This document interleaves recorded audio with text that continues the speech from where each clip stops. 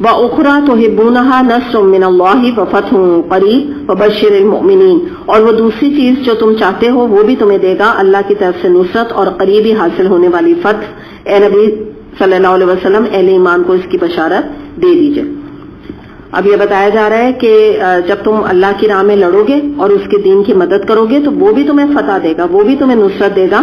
سورہ محمد کی آیت نمبر 7 میں بھی آتا ہے کہ اے ایمان والوں، اگر تم اللہ کے دین کی مدد کرو گے تو وہ تمہاری مدد کرے گا اور تمہیں ثابت قدم رکھے گا۔ اگر ہم اللہ کی مدد کریں گے تو اللہ ہماری مدد کرے گا، یعنی مراد یہ ہے کہ تمہیں کوئی اس راستے میں تم ڈرو نہیں کہ یہ راستہ آزمائشوں والا ضرور ہے، مگر اللہ کی مدد تمہارے ساتھ ہوگی جب تم اللہ کے دین کی مدد کرو گے۔ سورہ حج آیت نمبر 40 میں آتا ہے، جو اللہ کی مدد کرے گا اللہ بھی ضرور اس کی مدد کرے گا، بے شک اللہ بڑی قوتوں والا اور بڑے غلبے والا ہے۔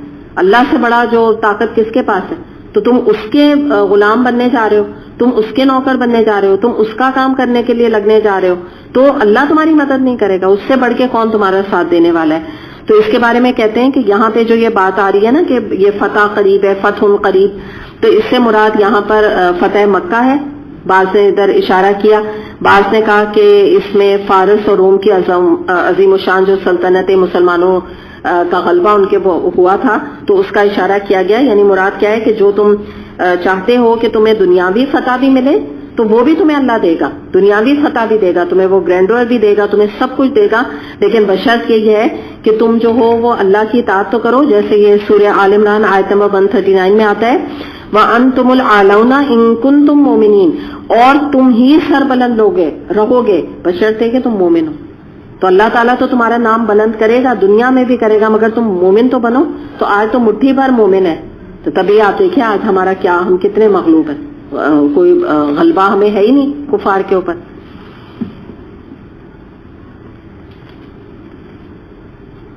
اچھا آگے ہم دیکھ رہے ہیں آیت نمبر 14 ہے،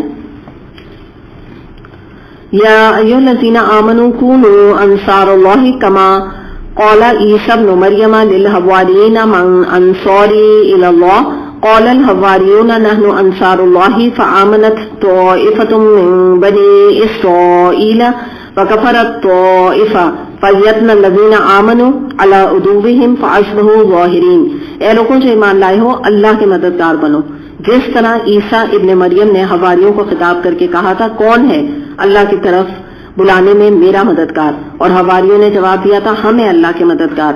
اس وقت بنی اسرائیل کا ایک گروہ ایمان لایا اور دوسرے گروہ نے انکار کیا، پھر ہم نے ایمان لانے والوں کو ان کے دشمنوں کے مقابلے میں تائید کی اور وہی غالب ہو کر رہے۔ تو بہت ہی پیاری یہ آیت ہے قرآن کی، اور اس کے بارے میں جو بات بتائی جا رہی ہے وہ یہ ہے کہ 2-3 باتیں یہاں پر نوٹ کرنے کی ہیں۔ وہ یہ ہے کہ حواری ایک تو یاد رکھیں کہ عیسیٰ علیہ السلام کے ڈسپلس تھے، تو ان کا ذکر کیا جا رہا ہے یہاں پہ کہ ایک قصہ ہمیں دہرایا جا رہا ہے ہم مسلمانوں کے لیے کہ جب عیسیٰ علیہ السلام نے اپنے ڈسپلس کو ایک پکار دی تھی اور کہا تھا کہ تم آؤ اس میں اللہ کے لیے یہ دعوت میں اور تبلیغ میں میرے مددگار بنو، تو اس وقت آپ یہ دیکھیے کہ انہوں نے یہاں پر آپ دیکھیے کہ میرا ورڈ استعمال نہیں کیا تھا نا، انہوں نے یہ کہا تھا کہ کون جو ہے وہ اللہ کا مددگار بننے کے لیے آئے گا، میرا نہیں کہا انہوں نے۔ اور جو ڈسپلس تھے انہوں نے جواب کیا دیا، ہم اللہ کے مددگار بننے کے لیے آ رہے ہیں۔ تو پتہ یہ چلا کہ عیسیٰ علیہ السلام نے ان کو اپنے ذات سے جوڑنے کی کوشش نہیں کی یا اپنی کال نہیں دی۔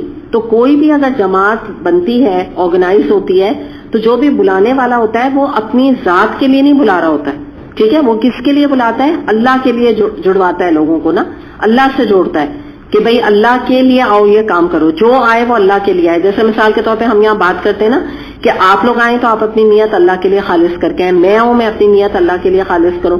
یہاں سب جو ٹیم ہے جو الحمدللہ سب انچارجز ہیں وہ آ رہی ہیں یہاں پہ، تو وہ اپنی نیت اللہ کے لیے خالص کریں، کوئی کسی بندے کے لیے نہ آئے، ٹھیک ہے نا۔ وہ محبت الگ چیز ہے، وہ تو اللہ نے اس کا بھی بڑا اجر رکھا، جو دین کے لیے آپس میں مومنوں کی اور مومنات کی محبت ہوتی ہے، وہ تو دیٹ سم تھنگ ڈفرینٹ، اس پہ بہت اجر ہے۔ آپ کو پتا ہے نا قیامت کے دن جب کوئی سایہ نہیں ہوگا تو ان کو اللہ سائے میں رکھے گا جو دنیا میں اللہ کے دین کے لیے، اللہ کے لیے ایک دوسرے سے محبت رکھتے تھے، دیٹس اے ڈفرینٹ تھنگ۔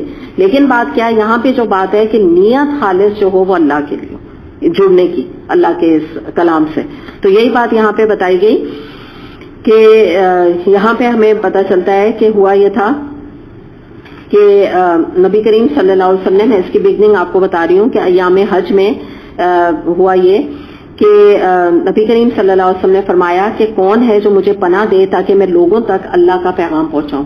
تو اس وقت کیونکہ آپ کو پتا ہے نا کہ مکے میں کیا حالات تھے، یہ اس وقت کی میں آپ کو ایک اس سے ریلیٹ کر کے بتا رہی ہوں کہ جیسے عیسیٰ علیہ السلام نے کال دی تھی نا، ایسے نبی کریم صلی اللہ علیہ وسلم کا بھی واقعہ ہمیں ملتا ہے.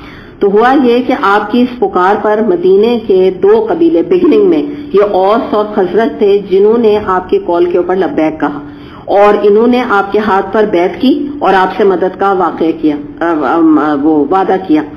تو یہ والی بگننگ بنی تھی ہجرت مدینہ کی.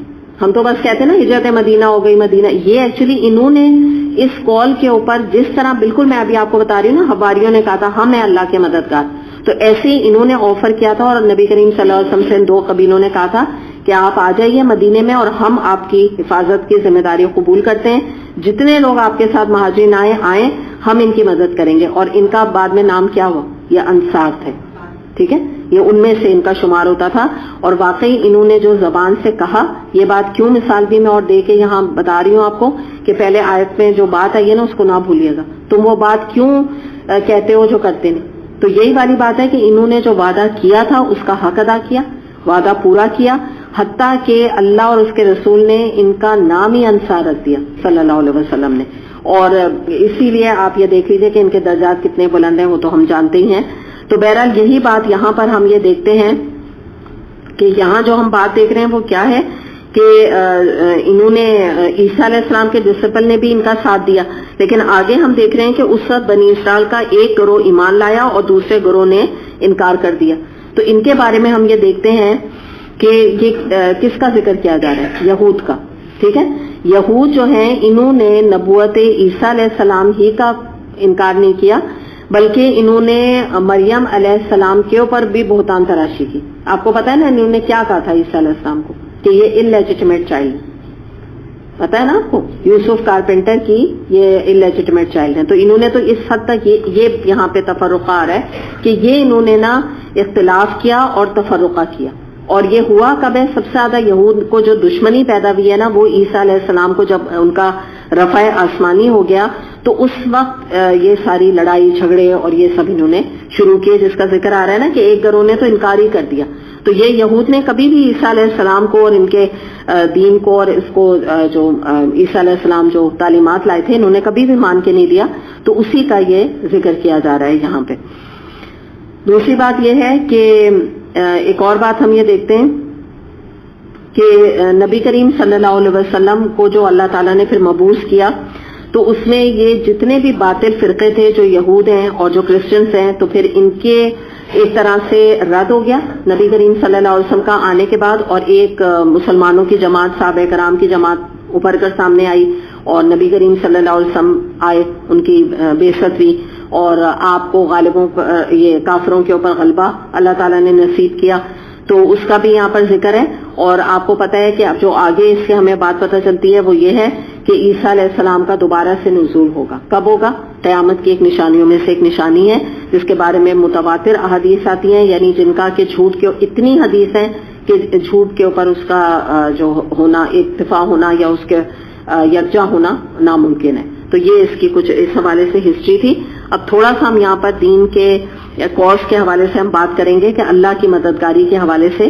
تو پہلے بھی ہم نے بہت دفعہ بات کی، تھوڑا بہت احادیث کے ضمن میں بھی ہم یہ دیکھیں گے کہ ایک جو بیسکلی جو بات ہے وہ یہ ہے کہ ہمیں ہماری ایک زندگی کا جو ایک مشن، ایک ٹارگٹ کے تحت ایک مومن کو زندگی گزارنی چاہیے. یہ بے مقصد زندگی نہیں ہونی چاہیے کہ بس میں پیدا ہو گئی اب میں جو ہوں وہ آگے میرے بچے ہیں، پھر ان کی شادیاں ہیں، پھر ان کے بچے ہیں. یہ جو ہے نا بے مقصد زندگی ہے. یہ تو ایک چڑیا بھی جو ہے وہ اپنے بچوں کو ان کے لیے جیتی ہے نا، ایک دانہ ڈالنے کے لیے.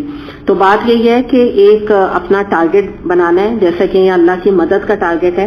تو ہماری زندگی کا بھی ایک مقصد ایک ہونا چاہیے کہ جو کچھ بھی میری صلاحیتیں، ابھی بھی پہلے ہم نے بات کی، کیپیبلٹیز، جو کچھ بھی میرے اندر ہے میں اللہ کے لیے اپنے آپ کو لگا دوں، کھپا دوں. بس یہی ورت ہے.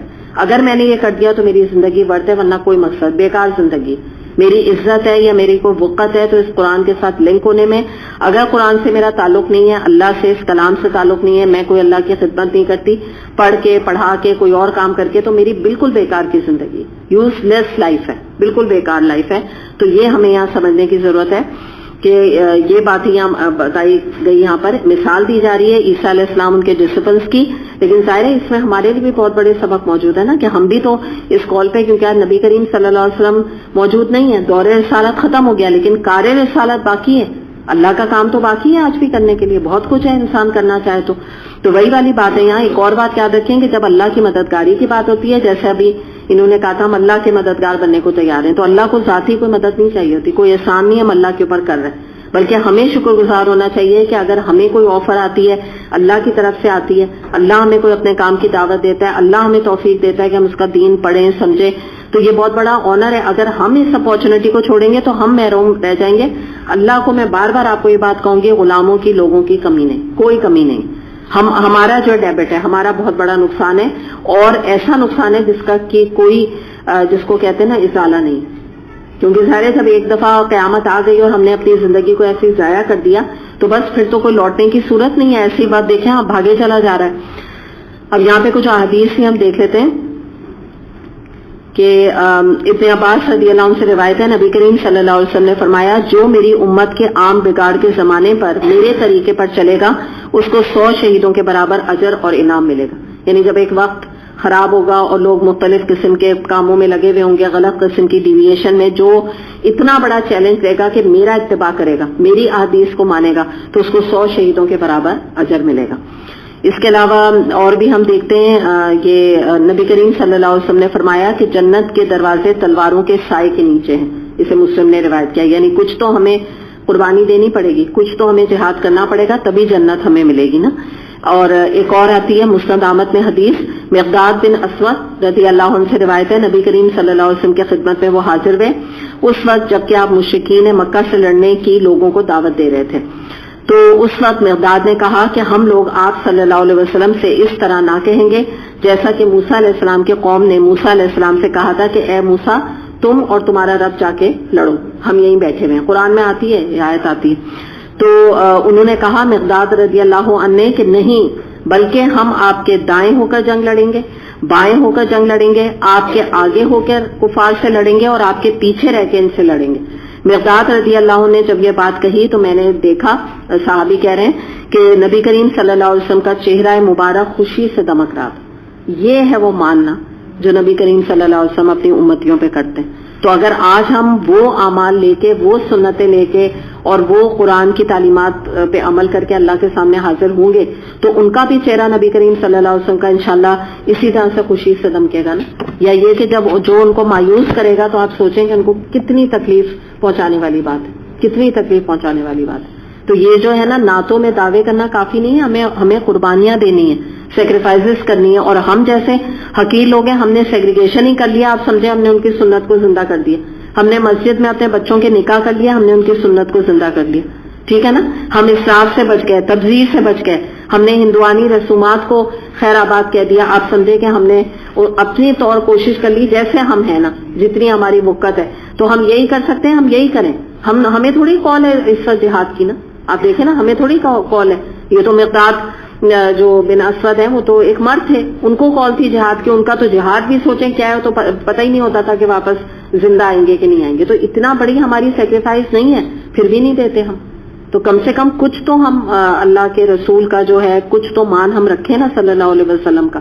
ان کے امتی ہیں نا. ہم دعوے تو بڑے کرتے ہیں، شفاعت کی بھی امید لگا کے بیٹھتے ہیں. ایسے سمجھتے ہیں کہ یہ جو ہے کام ہے آپ کا شفاعت کرنا، تو اپنے آپ کو اس قابل بنائے نا. تو انشاءاللہ شفاعت ہے، کس نے کہا نہیں ہے، بالکل برحق ہے برحق. وہ کریں گے نبی کریم صلی اللہ علیہ وسلم، لیکن کچھ تو اپنے ایسے اعمال، ایسی محبت اللہ کی، ایسی اطاعت لے کے تو پہنچے نا ان کے پاس. دوسری بات یہ ہے کہ آپ یہ دیکھیے کہ کچھ لوگ یہ کہتے ہیں نا، اسی حوالے سے میں بات کروں گی کہ بھئی ہم جب ماحول سازگار ہو جائے گا، کنڈیوسو ہو جائے گا، تب ہم یہ کام کریں گے نا. ابھی تو ماحول سازگار نہیں ہے. آپ مجھے بتا دیے جو جس وقت کی ہم بات صحابہ کرام کی کر رہے ہیں اس وقت ماحول کیا بڑا ایزی تھا. عیسیٰ علیہ السلام کے آپ کو پتا ہے، میں ڈسپل حواری کہہ رہی ہوں، کتنے لوگ تھے یہ؟ 12 13 11 12 13 ان کا نمبر آتا ہے، بس اتنے. اور نہیں لائے ان کی تعلیمات پر ایمان. اتنے سے لوگ تھے, انہوں نے کہا چلو تم ہی میرا ساتھ دو. تو وہی والی بات ہے کہ ماحول جو ہے نا خود بنانا پڑتا ہے. ماحول ہوتا نہیں ہے سازگار, کبھی بھی نہیں ہوگا. مطلب ہم مر جائیں گے, ماحول ایسا نہیں بنے گا کہ ہم کہیں کہ اب ماحول ایسا ہو گیا کہ میں دین کے اوپر جو ہے نا عمل کرتی ہوں. تو بات یہی ہے کہ دین کا مطالبہ جو ہے وہ پہلے بھی تھا کہ آؤ اس راہ میں, اللہ کی راہ میں. آج بھی وہی مطالبہ ہمارے سامنے کھڑا ہوا ہے کہ دین کو قائم کرو, دین کو سپورٹ دو, زبان سے, قلم سے, لکھ کے, پیسے سے, جس طرح بھی ہو سکتا ہے نا, جو ذرائع, جو ریسورس, جو سورس جو تمہارے پاس ہے سب دین کے لیے لگا دو. بس ایک ہی کام تمہیں کرنا ہے, کیونکہ یہی تمہارے کام آنے والا ہے. جو جنت ہے نا اس کے بدلے میں یہی بات ہو رہی ہے نا کہ پھر تمہیں ملے گا بھی تو کیا, اتنی بڑی چیز جنت ملے گی. ابو داؤد میں حدیث آتی ہے, زید بن حارث رضی اللہ عنہ سے روایت ہے, نبی کریم صلی اللہ علیہ وسلم نے فرمایا کہ 3 باتیں اگر کسی مسلمان کے اندر پیدا ہو جائیں تو یقیناً اس کے دل میں کبھی نفاق پیدا نہیں ہو سکتا. بڑی بات ہے نا, نفاق نہیں آئے گا. نمبر 1 کیا ہے, جو عمل بھی کرے اللہ کی خوشنودی کے لیے کرے. نمبر 2 بات, جو لوگ اجتماعی معاملات کے ذمہ دار ہوں یعنی جماعت میں جڑے ہوئے ہوں نا, تو ان کے ساتھ خیر خوانا معاملہ کرے. یعنی ایک جماعت میں آپ ہیں تو ہم سب آپس میں ایک دوسرے کے سنسیئر ہوں, کاٹ نہ کاٹیں کہ کبھی ٹیچر سے ناراض ہو گیا, ٹیچر اسٹوڈنٹ سے ناراض ہو گیا, اسٹوڈنٹ سے ناراض ہو گیا. یہ دین میں بھی ہوں اور آپس میں اتنا تفرقہ, تو یہ اچھی بات نہیں. ہوتا ہے نا, میں یہ کیوں بات بتائی گئی, یہ ہوتا ہے جماعتوں میں, دینی جماعتوں میں بھی تفرقہ ہو جاتا ہے. تو یہ نہ ہو, جو تم اجتماعی معاملات میں اکٹھے ہو تو محبت سے, خیر خوانا, سنسیئرٹی ہو, ایک دوسرے کے غم میں, پریشانی میں ایک دوسرے کے کام آؤ. تیسری بات کیا ہے, جماعت کے ساتھ چمٹے رہو, کیونکہ جماعت کے افراد کی دعائیں تمہاری حفاظت کریں. جماعت کیا ہے, کون سی جماعت ہے, نام کیا ہے اس کا؟ جی جی کون سی, قرآن کی تو ہے, کون سی والی؟ بالکل یوں مثال دے دیجئے نا, ایزی, جیسے ہم یہاں آ رہے ہیں بالکل اپنے سے ریلیٹ کریں نا. یہ دوسرے کسی کا کیوں آپ نام لینا, کوئی یہاں پہ ہیں اور بھی جماعتیں, تو یہ جماعت نہیں کہا, اللہ تعالیٰ کوئی جماعت نہیں کہہ رہا, تنظیم اسلامی جماعت, الہدا والی جماعت, تم سب یہ جو ہے نا بس ان کے ساتھ تم جڑو. بات یہ ہو رہی ہے بس جو بھی قرآن اور سنت کے اوپر یکجا ہیں. تو بہت اچھا معراج نے کہا اپنی بات کریں نا, اپنے کو خوش کریں اس حدیث سے کہ بھئی ہماری بات ہے, ہم سب جو یہاں اکٹھے ہیں. تو کیا بات کہی جا رہی ہے, تم جماعت سے چمٹے رہو. کیوں؟ جماعت کے افراد کی دعائیں, یعنی ٹیچر کی اسٹوڈنٹ کے لیے, اسٹوڈنٹ کی ٹیچر کے لیے, سب کی دعائیں جو ہے نا تمہاری حفاظت کریں. ہے نا, یہ بات ہوتا ہے نا, ایسا ہوتا ہے نا کہ کسی کی بھی ہمیں بیماری کا آپس میں پتہ چلتا ہے تو سب دعا کرتے ہیں نا, ہے نا یہ بات. میری جو تکلیف و کنجیشن مجھے ہو گیا تھا, طبیعت خراب بھی تھی, تو آپ لوگوں نے کتنی, مجھے معلوم ہے کہ آپ لوگوں نے مجھے پہنچائی بھی تھی, اور آپ لوگوں نے کتنی میرے لیے دعا کی, الحمدللہ کی نا آپ نے. تو کیوں کی؟ کیونکہ ہم ایک جماعت میں ہیں. محبت تو ہے وہ الگ بات ہے, لیکن کیوں ہے, ہم ایک جماعت میں ہیں نا. اب آپ میں سے کوئی اگر مجھے کہتا ہے بھائی میں اس تکلیف میں ہوں, میں اس اذیت میں ہوں, تو ایز اے اسٹوڈنٹ میں اور کسی کے لیے کروں نہیں کروں, میرا ایک اندر سے ایک تڑپ ہوتی ہے, کیونکہ میرا آپ سے تعلق ہے, حق ہے آپ لوگوں کا. بات یہ ہے نا, ایک تعلق بھی ہے, ایک حق بھی ہے. تو میں اور تو شاید میں کسی کے ایسے کر لوں, بھائی میں کسی کو جانتی نہیں, کوئی ایسے ہی مجھے رینڈم کہہ رہا ہے, لیکن جو میرا آپ سے ایک جماعت میں تعلق ہے, یا کوئی بھی ہم سب کام کرنے والے بھی آپس میں, تو ایک دوسرے کی تکلیف ہمیں زیادہ محسوس ہوتی ہے. ویسی دعائیں بھی زیادہ آدمی ان کے لیے کرتا ہے نا. تو میں تو اپنی کیا بات کروں, میں تو آپ لوگوں کو جانتی ہوں, آپ لوگوں نے کتنی مجھے دعائیں دی, ویسے بھی مجھ تک پہنچی ہیں, اور آپ لوگوں نے کتنی کی. حالانکہ کون سی ایسی بات ہے, کوئی وہ تو نہیں بھائی 1-2 کلاس نہیں اٹینڈ کی, کنجیشن تھا, کوئی ایسی بھی کوئی نہیں تھی, اللہ نہ کرے بات, لیکن یہ ایک تعلق ہوتا ہے نا. تو یہ ایک فائدہ اللہ تعالیٰ نے یہاں یعنی نبی کریم صلی اللہ علیہ وسلم کے تھرو ہمیں بتایا. ابو داؤد میں یہ حدیث آتی ہے. تو یہ چیز نفاق نہیں پیدا کرتی کہ جب آپ ایک جماعت, اور جماعت کیا ہے بھائی, جو ابھی جیسے یہ آپ بھی کہہ رہی ہیں قرآن سے لنکڈ, ایکچولی کیا ہے جماعت, نام کچھ بھی نہیں, ہم بھی ہماری مجبوری ہم نام رکھتے ہیں. بات کیا ہے, قرآن سے جڑے رہو, قرآن کے لوگ جو جہاں ایک صحبت بھی اینگل آ رہا ہے یہاں پہ, اچھے لوگوں کی صحبت اختیار کرو جو تمہیں آگے دنیا کی بھی اور آخرت کی بھی کامیابی کی طرف لے کر جانے والے لوگ, ان کی طرف اشارہ ہے. الحمدللہ. چلیں گے مکمل.